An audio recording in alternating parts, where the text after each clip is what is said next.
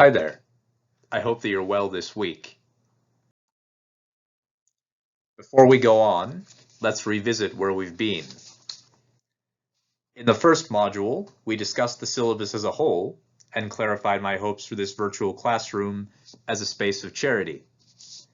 Thereafter, I helped us reinterpret faith as a blend of intellectual assent and emotional or relational trust using Brian Gerish's and Don Frisk's definitions. Thereafter, in Module 2, we undertook to define theology as a pilgrimage, wherein believers use scripture and tradition to act in just and compassionate ways. We examined that thesis by reading through most of Augustine's On Christian Doctrine and tying his ideas together with Charles Fencham's ideas on perichoretic, Trinitarian, monastic pilgrim steward leadership within the church.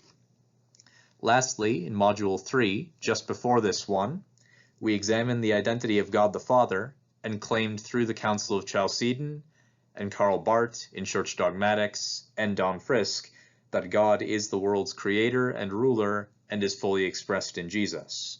Barth and Frisk in particular allowed us to go into depth on God's various attributes and expressions of compassion.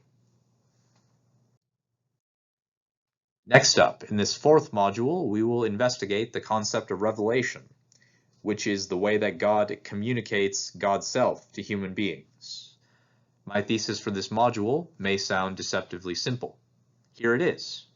God discloses God's self to humankind and within creation through vulnerability.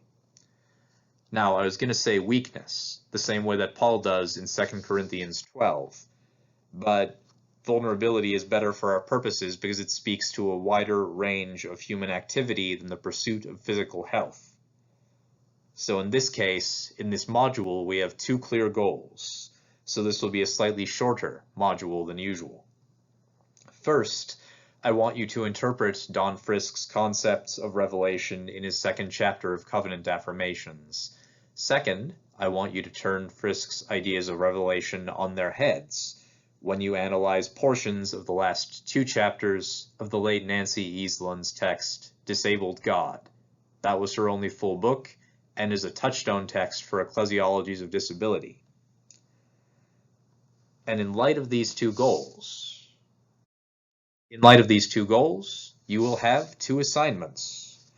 First, I would like you to write a 300-word précis of both Barth and Easland. Spend like 150 words apiece telling me what each of them say as you read them. Second, I would like you to write me a 250-word discussion post and a 100-word reply to a classmate's post concerning Frisk's idea of revelation, both saying what Frisk says and applying his concepts to your own experiences. I am happy to talk about those as you have need. Whenever you are ready, steady, go.